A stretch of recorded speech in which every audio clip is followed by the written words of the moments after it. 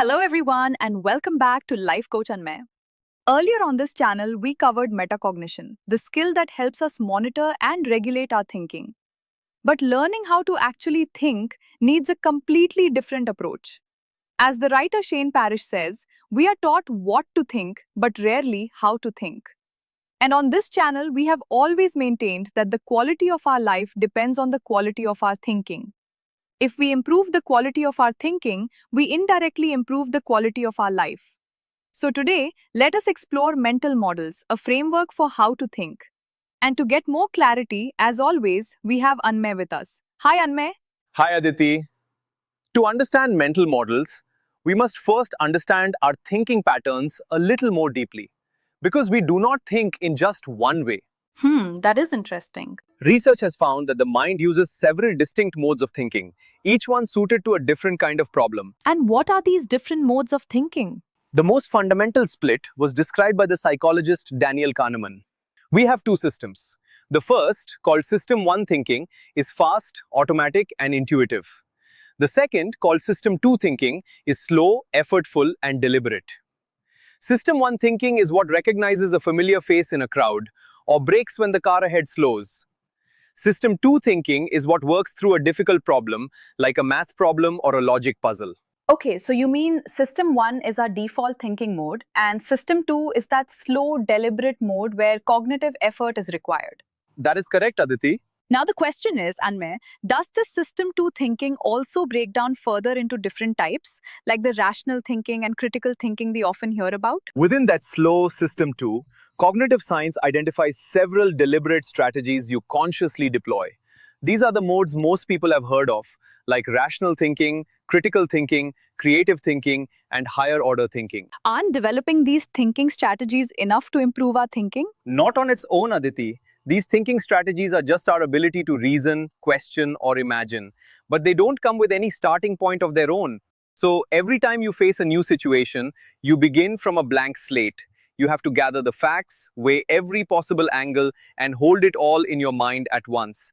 And that constant effort causes cognitive fatigue. That is why we need to give System 2, our deliberate thinking, a structure. One that organizes information into meaningful patterns and simplifies the complexity of any situation we come across. The clearest example of such a structure is a map. Imagine a person lost in a forest. Despite his best effort, he keeps wandering, unable to find his way out. Every direction looks the same, and no amount of trying harder seems to help. But give that same man a clear map, and everything changes. The forest hasn't moved, but now he can see the paths, get his bearings, and find his way out. The map presented the information in a way he could interpret, predict from, and act on. So to bring structure to our thinking, we need a kind of map. And I am guessing that by map, you mean mental models? Exactly. Mental models are those maps. They bring order and structure to our everyday reasoning. Okay, things are a bit clearer now. Can you explain in a little more detail how a mental model acts like a map and guides our thinking? A map is a simplified interpretation of the territory. It strips away almost everything, every tree, every stone, every traffic light, to show you the main roads. And because it simplifies, it helps you navigate far better than instinct alone. A mental model does exactly the same for how we interpret reality. It keeps what matters and quietly filters out the rest. In short, a mental model is the internal map we build of external reality, the beliefs, assumptions, and generalizations we use to understand, interpret, and navigate the world around us.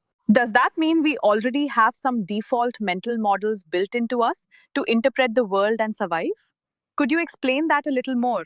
Yes, nature builds several default mental models directly into our biology through evolution.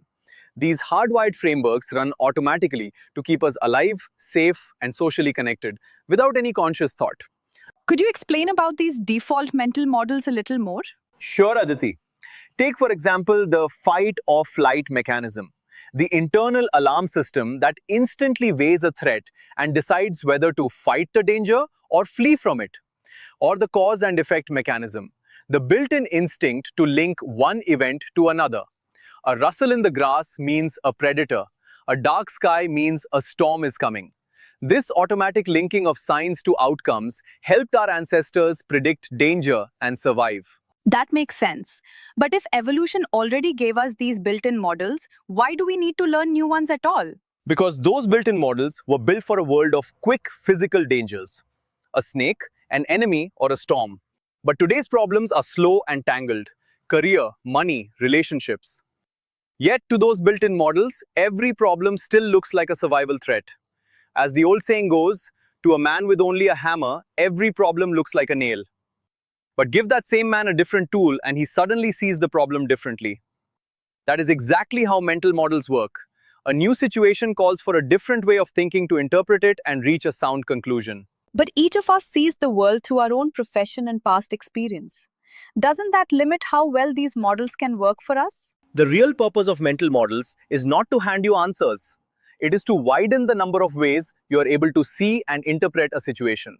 And the more fields a person draws from, physics, history, economics, the more models they collect, the more angles they can view a problem from, and the fewer blind spots they carry into a decision. Can you show us why these matter with a simple example from an ordinary situation? Okay, let me give you one of the simplest and most powerful mental models: inversion. It just means solving a problem backwards instead of forwards. The idea is that many hard problems become clearer when you turn them upside down. For example, suppose you want to be more productive. The forward question is, how do I get more done? That question is overwhelming and you rarely know where to begin. So invert it. Instead ask, what would guarantee I get nothing done today? Now the answers arrive instantly. Scrolling for hours, skipping sleep, never planning the day, letting notifications interrupt every task. Simply avoid those things and you have your plan. Notice what inversion did. It added no new information. It simply made the knowledge you already had easier to reach. This all sounds wise, Anmay, but is there real evidence that thinking this way actually improves outcomes? There is, and it is stronger than most people expect. Researchers studied over 1,000 major decisions. They compared how much of the outcome came from heavy analysis versus a sound thinking process. Surprisingly, the structure of the thinking mattered 6 times more than the analysis itself. So the takeaway is simple. Improving how you think matters more than piling on more information. And a mental model is precisely that, a ready-made process that lifts the quality of your thinking. So we can safely say that mental models make sure the right kind of thinking shows up when it matters. Thank you, Anmay. That was really clarifying. Thank you, Aditi. If you enjoyed this, please support the channel by liking, sharing, and subscribing to Life Coach Anmay. Thank you for watching.